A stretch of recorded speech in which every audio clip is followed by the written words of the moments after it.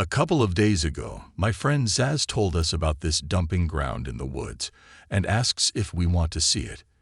It's summer and we got nothing better to do, so we all troop out there. Me, my friend Zaz, my cousin Aiden who wants to salvage old junk to sell online, my older sister Lisbeth, and my little sis Keisha who tags along cause Mom told Lisbeth to watch her. The dump is exactly like you'd expect. Broken washing machines, a sink and tarp, old wooden boards, oil drums, and trash, and no, none of it looks like you can sell it on eBay, Aiden. Good luck hauling that 6,000 pounds rusted washing machine out of the woods yourself. I don't know how much stuff weighs, I'm bad at math.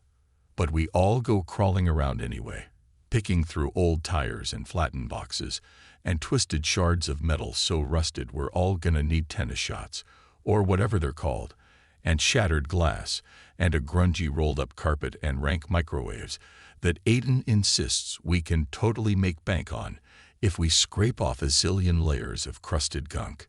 None of it is cool or interesting, and I'm starting to think Zaz was an idiot for dragging us out here. But then, at the bottom of the heap sits this old refrigerator. This thing is medieval, like it could be Ben Franklin's refrigerator. Almost more submarine than the fridge, its dented sides and rusted metal handle could probably survive a bomb blast. Dude, says Zaz, y'all know what's probably in this fridge, right? Your lunch. Jokes Aiden. A dead body, I say. Heather points at me, like I just won the lottery, but instead of $1 million, I get whatever's in that fridge. Suddenly I know this is the real reason he's led us all out here. Jazz is only ever interested in one thing: scaring the bejesus out of us. Mom used to make us stay away from him cause he's older than us and wears a trench coat and steel-toed boots and eyeliner. But eventually, she figured out he's just goth. We hang out cause our houses are right across the street, and also cause he has a crush on Lisbeth, my sis, which he shows by terrifying her. Not the most effective tactic, but he's pretty dumb that way. So when he hovers around the fridge like a moth around a zapper, I know it's gonna be key to his quest to win Lisbeth's heart through jump scares. Good luck, Romeo. And now he spreads his arms like the junk's a stage, and we're all on the slope like the audience in seats made of dead appliances, and he starts telling us about refrigerators, specifically how likely we are to find a body in one. Actually, there's a pretty good chance. See, these old fridges were built back when they knew how to make stuff last. Sometimes kids would stumble across them years after they'd been dumped. And if you were a kid unlucky enough to crawl into an old fridge like this during hide and seek, it wouldn't open from the inside. No, these old fridges have latching doors, so you'd be locked into an airtight sealed box, your screams muffled by its insulated steel, until you suffocated. And no one would know the fridge was your coffin until they saw it in the dump and decided to check inside, and then, woof, the almighty stink. So, Zaz knocks on the dented white door. Who's going to open it? Nobody makes a move. Go on, Aiden. I nudge him. Maybe there's something you can sell on eBay. No fucking way, Aiden says. You do it. I'll do it, announces my baby sis Keisha, who's probably the same age as whatever kid's turning to jelly in there. Elizabeth grabs her. You're not going anywhere near. Guess I'll have to open it then, says Zaz, flashing a grin and gripping the rusted metal handle. He's trying to be brave and sexy and sneaks a glance at Lisbeth to see if she is impressed. Lol, nope.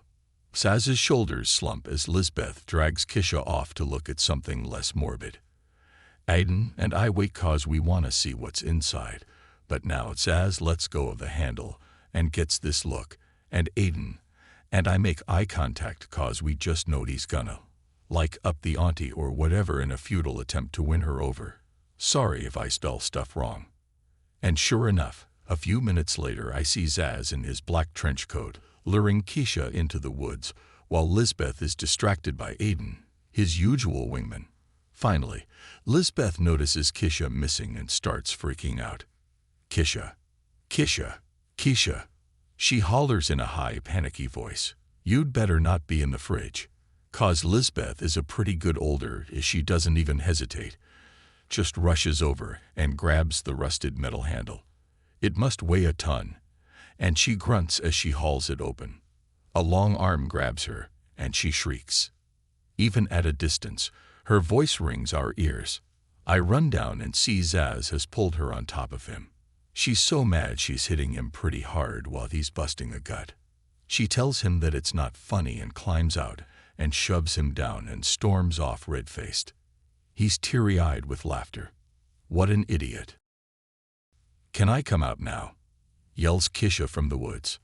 I go up to join her and she asks why Zaz likes scaring our sister, and I tell her it's his love language. She thinks really hard about this and says maybe he should, try flowers instead. We're almost home when my phone starts buzzing. Zaz, help. Zaz, help. Zaz, in the fridge. Me, nice try, Zaz. I'm seriously stuck. Me, rip Zaz. Not fucking kidding. Zaz, help. I don't want to fall for the same trick as Lisbeth, so I ask her what I should do, but she tells me to let him suffocate. Aiden is on the path further behind us, taking his sweet time, so I wait for him to catch up, then ask him where Jazz is. He looks surprised. Thought he was with you.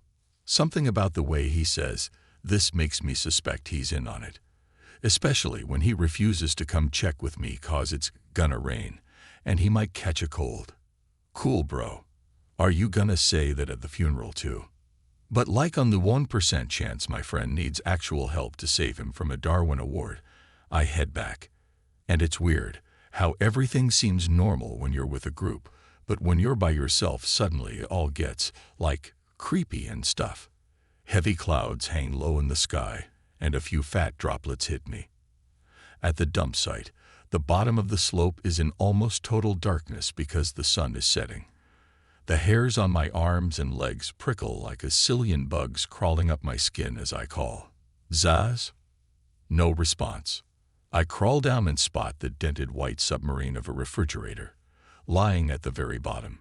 Its curving door is stained and scuffed, but somehow timeless, as you could nuke it and it would be fine.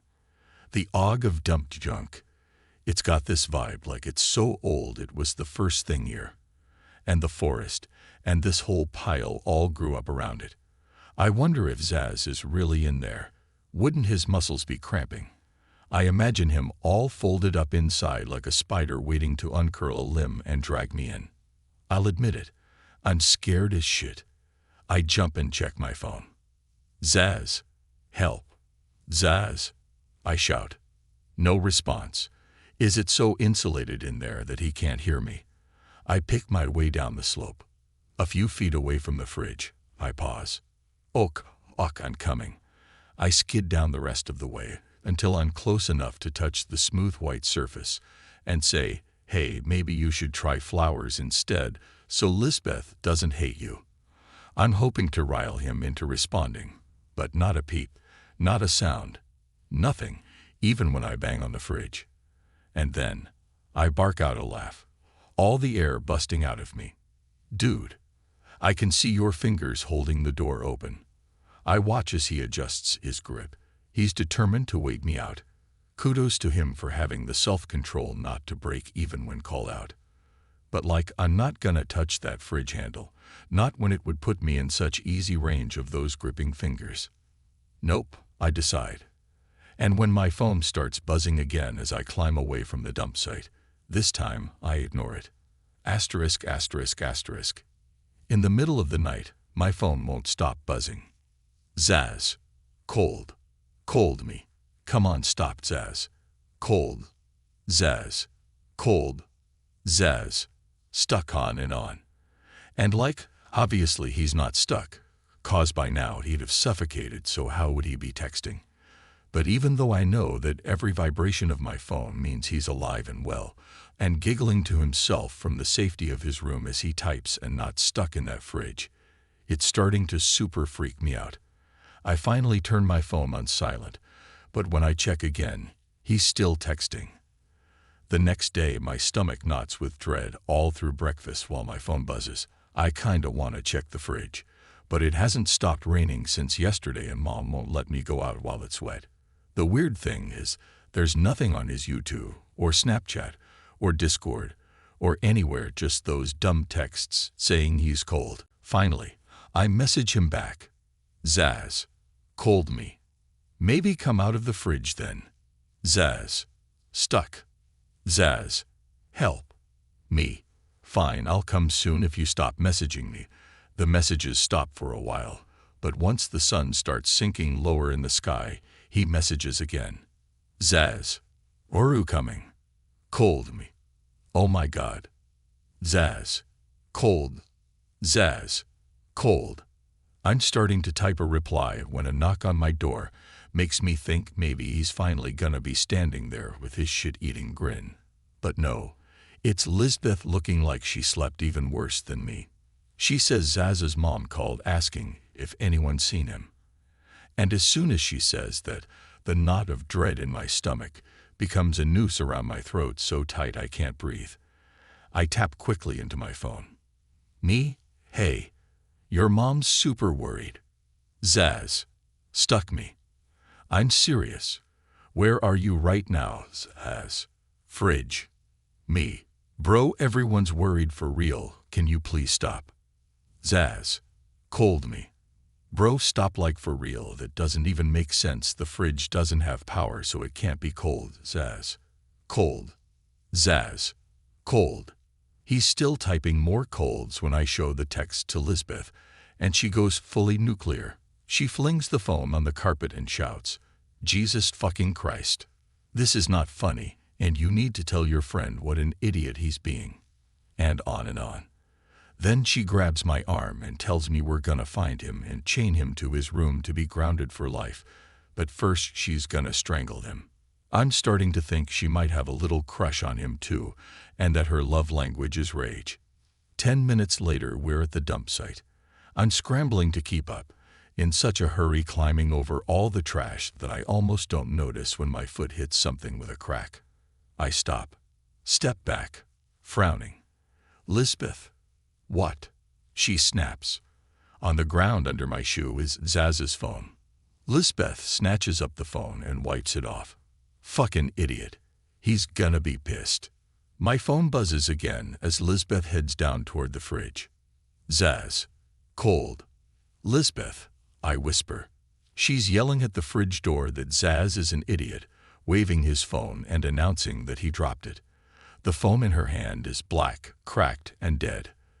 The fingers of her other hand grip the refrigerator's rusted handle. My phone buzzes. Zaz. Oru here. Don't open it. I shriek. She looks back at me, confused. Huh. Don't open it. He's in there. He'll be stuck from his dumb prank if we don't open it. Don't. I shout, hysterical. Let me go. I have to open it. We fight, back and forth. And my phone keeps vibrating with texts cold, cold, cold, even though the phone in Lisbeth's hand is dead. I try to tell her it's dead, but she tells me there's a delay, that I'm being irrational, that he dropped it just as he was hurrying into the fridge. But no, the phone's dark and wet, and the screen protector has water under it, meaning he dropped it before the rain stopped, maybe even before it started last night. So how was he texting from a dead phone? And then she shoves me hard, so I stumble back and fall on my ass. She grabs the rusted door and pulls. Her shriek mingles with the shriek of the door as it falls open. For seconds I'm frozen, too terrified to move. I feel something warm trickle on my leg. Then I creep round to my sister, looking over her shoulder. He looks peaceful, his head turned to one side. His skin is sort of grayish, with his limbs all tucked up, his face composed in sleep. He looks so young in there, almost like one of those kids he was talking about. I wait for his chest to rise and fall. He's faking. I say. Lisbeth is crying. He's got to be faking. I say. Lisbeth turns and runs, and I back up from the refrigerator, in a daze, still waiting for his chest to move, but it doesn't. There's a rotting smell, but not like knocking you down rotting. It seems like the stench of the fridge itself, of the decades-old air trapped inside. Stale air that tastes a bit rank and very, very cold. I turn and scramble after her. It's not exactly right, though. See, my sis keeps getting flowers, scattered in her room or outside her door, or, more often, tumbling out of the refrigerator when she opens it. Dried, pressed, dead flowers. She thinks it's his ghost. I think the fact we didn't find a body means he's alive, but just too chicken to show himself. Like he doesn't know how to end this fridge game 'cause everyone's so pissed at him, so he's just still pretending. And since he doesn't have his phone, no one has any way of communicating with him. So yesterday I put his dead phone back at the dump site in what's left of the fridge. Like maybe he can throw it in some rice or something. And once he does, maybe he'll get my messages. So Zaz, if you can read this, Lizbeth would like it much better if you could give her the flowers in person. The fridge is broken. You can't pretend to be stuck in it anymore. Come back. Holy freaking balls, Zaz just responded to my texts. Me. Please come back, please, please, please. Zaz. Akami. Oh my God, you found your phone. Hey, bro, are you really coming back? Please, please, please come back. We all miss you. Zaz. On my way, finally. Lizbeth is gonna be so happy when he hands her those flowers in person.